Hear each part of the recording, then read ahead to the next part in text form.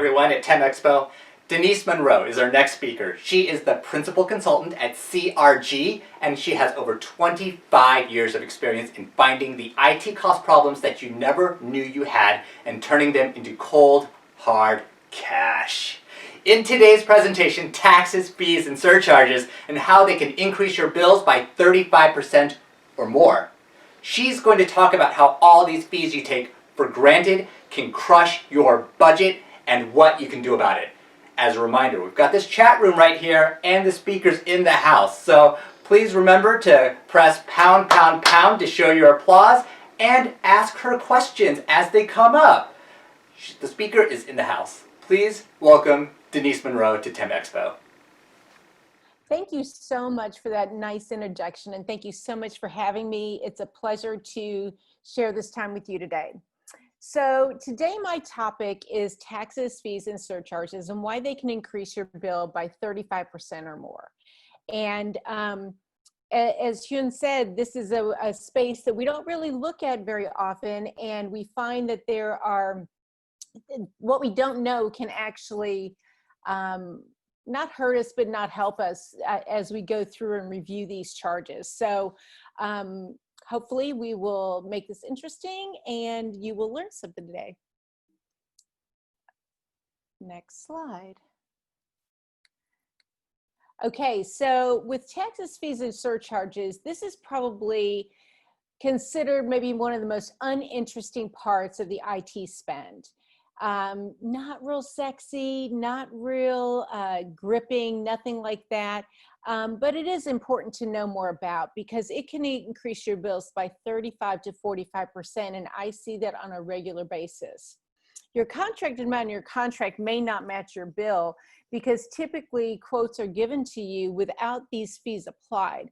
So as you can see with the additional, these additional charges, your budget can be way off because they just don't match what's on your contract.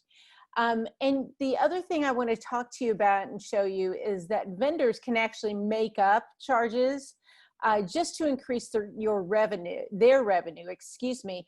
And so I'm going to give you some examples of that as we move forward.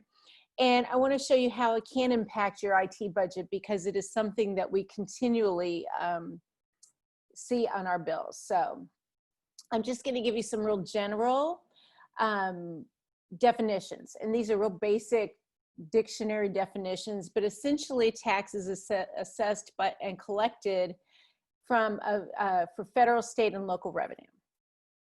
In other words, it's a necessary evil. You know that whole thing about death and taxes, you know, everyone gets to pay them, and this is how you pay them with relationship to your IT related recurring costs. You might see sales taxes, service charges, or value added taxes on your bills. And when I say this, I am actually referring to any of your vendor bills with regard to wireline services, wireless services, data, and WAN services. So all of this does apply. A fee is a very simple definition, is it's a payment made in exchange for services. So here you will see fees typically mentioned and defined in passing in a contract or in a service guide. It'll say this is your amount, but there's not a lot of explanation on what those what makes up those charges. So either your contract will define some of those things. If they do, that's great. But you will also be able to find those broken down charges, the pricing components, I like to call them, in the service guide. And what the service guide is a specific description of the service that you're purchasing from your vendor. Those are typically found on the vendor websites. So it does take some digging to find them, but what you'll find is, you know, the easiest thing for me, I usually Google it. If I know the name of the service, I will Google the, you know, AT&T voice over IP, such and such, whatever the case might be. Once you do find it on their websites, it's pretty easy to kind of search around and find what you're looking for. Now, one thing to know is that fees are also subject to sales tax. So whatever your fee is, if it's, you know, $150 for this particular service, you will have taxes assessed. Now, what is a surcharge? A surcharge is an additional charge or payment, very basic, but vendors are required to pay into mandated programs, so often that's where surcharges come from. They don't have to pass these charges on to their end user customers, but they do. So usually you will see things pretty well listed and so forth on your bill, and I'll show you an example in a minute. But vendors will often add additional monies to these surcharges as an additional revenue stream for them. And so there's going to be things that they make up that sound maybe pretty official that aren't necessarily mandated charges. So that's where understanding and learning more about what these charges are can help you better understand how your vendor operates and the things that they're charging you. Surcharges are also subject to sales tax. So any of these additional line item charges that you see will also be taxed. So that's where things can get pretty, that's where the money can start really adding up for you. So let's take a look at some, this is a basic local telephone bill. If you notice, there are here highlighted in yellow, you see federal excise tax, which is a federal tax that is used towards, I think it's I don't recall what the percentage is, but federal excise tax is a charge that comes through on telecom bills. And in this case, this customer was in Michigan, and Michigan also has a sales tax on telecom. And if you look, there are additional services like a non-pub fee, where you're not listed in the directory, touch tone calling, and so forth, that also has assessed federal excise tax and the Michigan State telecom sales tax. So you see that it's on every line item charge that's on your bill, essentially. Now, looking at the same bill, I just have it a little highlighted here. You look at the surcharges, okay? So they are typically passed through for vendor responsible charges. So these are things that they have to pay, but they're going to pass it through to the customer and oftentimes mark it up or adjust it in some way to get a little extra revenue on the side. So here you see federal USF recovery charge, which we'll talk about in a minute. Michigan State Access Rate Restructure Surcharge. That is something that the state of Michigan has developed to fund a certain portion of their budget. Lifeline Surcharge, which is for, I believe that is, it's not 911, but it's something related to special services. Telecom Relay Charge, Technical Surcharge, Operational Surcharge.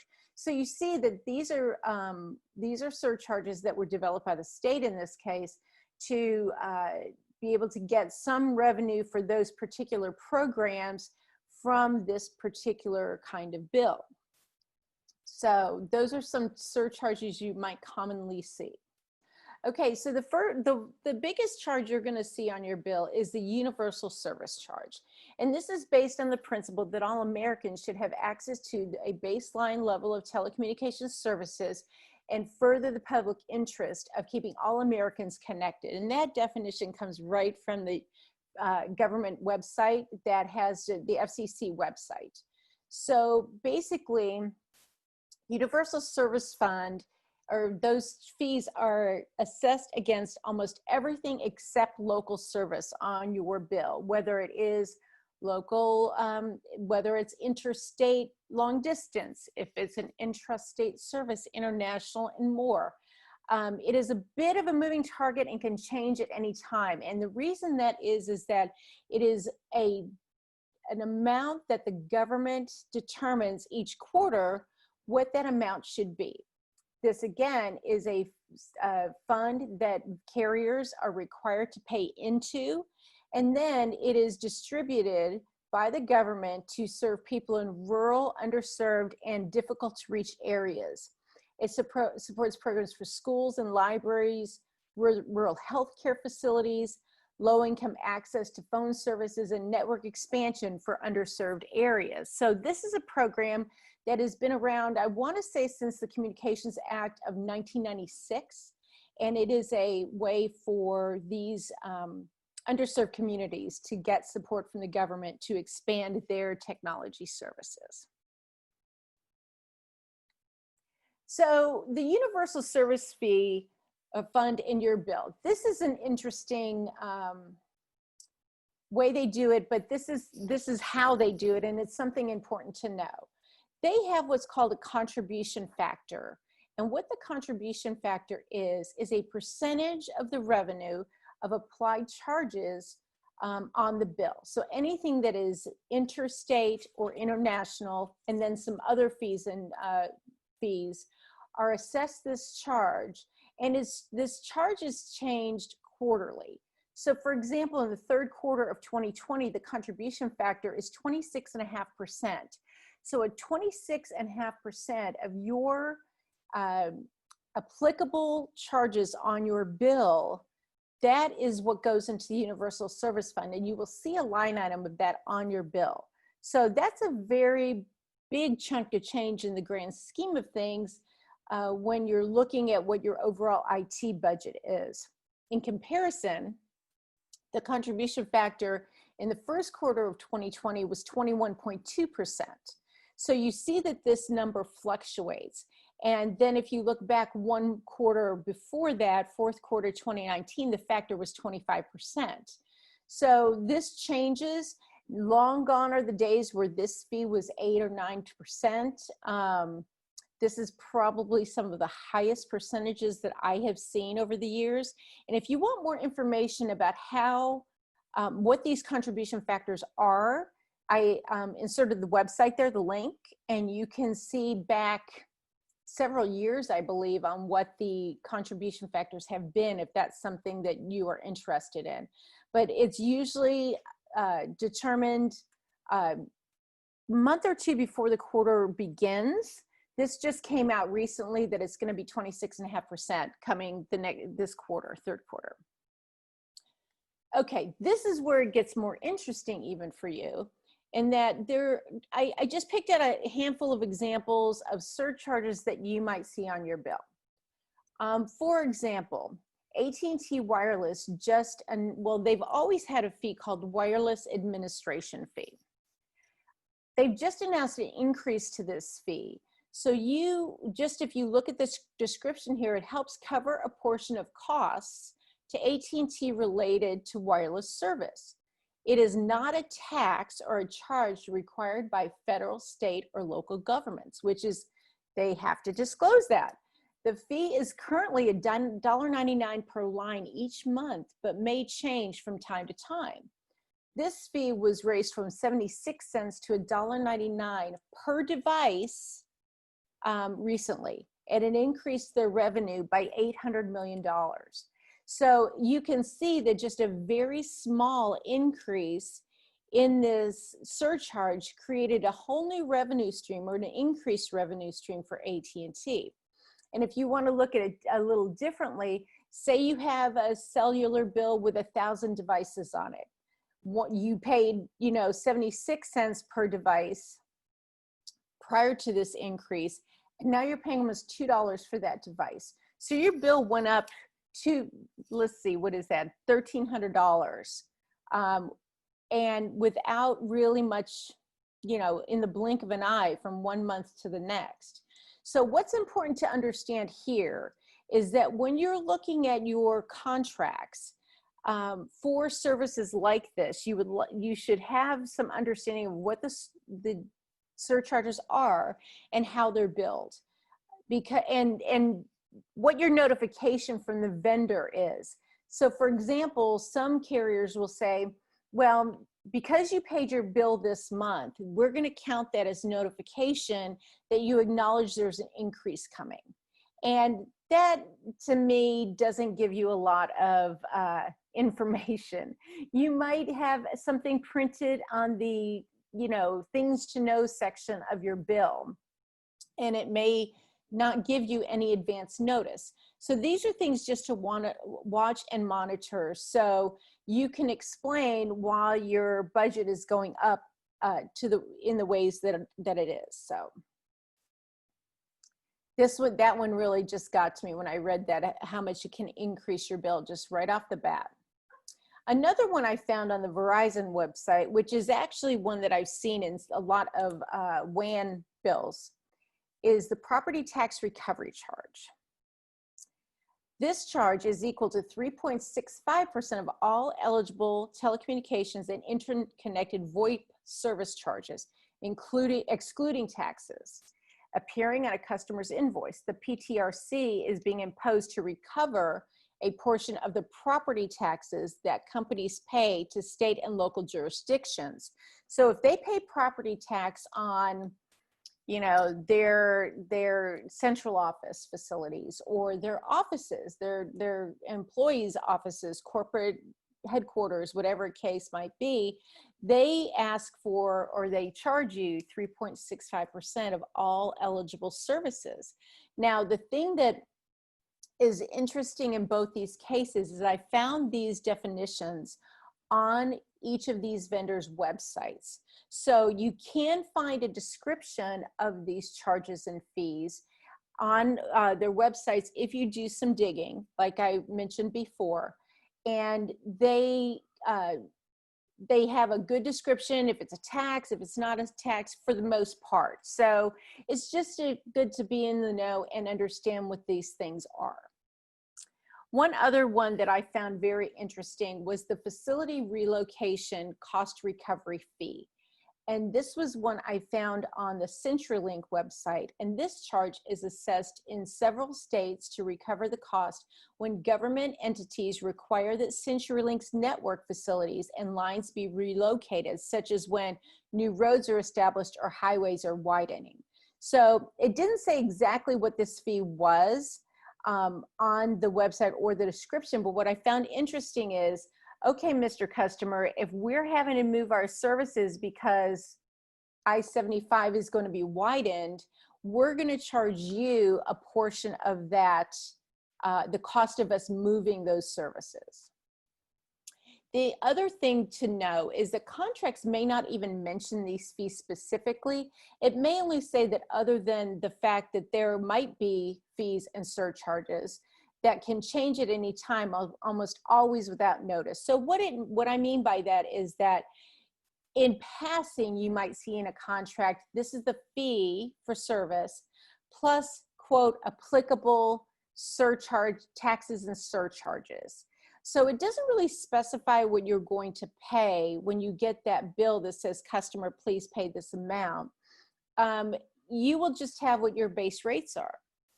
And that is not what's going to match your budget if you're budgeting off that contracted amount. So the other thing to understand here is that they can change these, typically change these fees at any time. And often they do not provide you advance notice. And if they provide you advance notice, it's very minimal. So these are things that you can use as a way to have leverage when you're renegotiating contracts.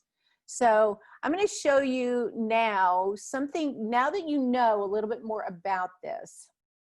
I'm going to show you an example we came up against with a client recently, and I want you to take a look at this.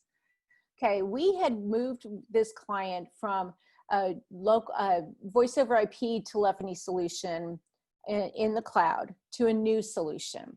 And these are the taxes and surcharges that came through on the new solution's first bill. And we always look at what the first bill looks like, because that's going to tell you, obviously, you want to make sure that's right. So when you go forward, you are paying an accurate bill. So if you look, this is just the rate. It says regulatory taxes and surcharges. So this customer happened to be in Dallas. And here are the line item charges that they are that are specified on their bill. You see there's the 911, there's Federal Universal Service Fund, sales, city and state sales tax, federal cost recovery charge, which is a charge that they are supposed to pay, 911 equalization, state cost recovery fee, etc. And you see this big fat number here of $4,700, excuse me. So doing your due diligence, you might say, oh, okay, well, that looks right. But there's a very significant error in this bill. And the significant error, I hope you have found it, is this one that says municipal right-of-way fee of $2,538. You did your due diligence with this project, with this new service, you would find that there is no such thing as a municipal right-of-way fee in this jurisdiction. So this amount right here, $2,538 came right off the bill. But we had to bring it to the customer's, the vendor's attention right away, because if the customer were to pay this bill, that contractually would allow the vendor to charge them whatever's on this bill. It's essentially the customers are proving that these charges are accurate. That's by paying their monthly bill. So what the moral of that story is to know what you're paying. This is a good opportunity to at least not initially set up your bills on auto pay, which I know a lot of clients do, and they, do that for convenience sake. But I think setting up bills on auto pay right away or the first time out is a real problem. I think you could really run into some issues. And this, if you look at the bottom line number here, it almost doubled the amount of what their taxes, fees, and surcharges were. And with the actual ultimate charges on this bill, it was about 10% of what their monthly service charges or their service fees were. So that's a big chunk of change to just leave sitting on the table.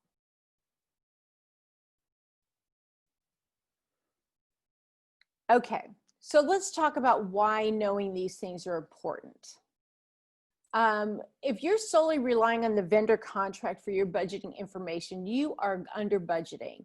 And the previous example that I gave you of the customer that we deployed a new cloud-based telephony solution for, one of the reasons they came to us in the first place was they were saying to us, hey, we have this contract that says we're to pay this amount, but we find that we are 30% over budget every month and per annum and so forth.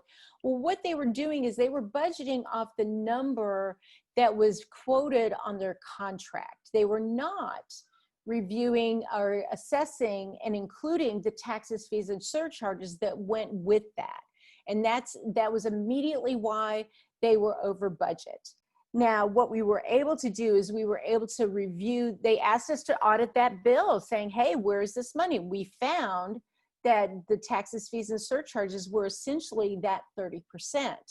Now, what we were able to do during the course of that audit was we were able to optimize the quantities and return some items and, reduce some of the they had phones sitting in their phone room, in their closet, not used, but they were paying for that bill each month or for those devices just to sit there as spares.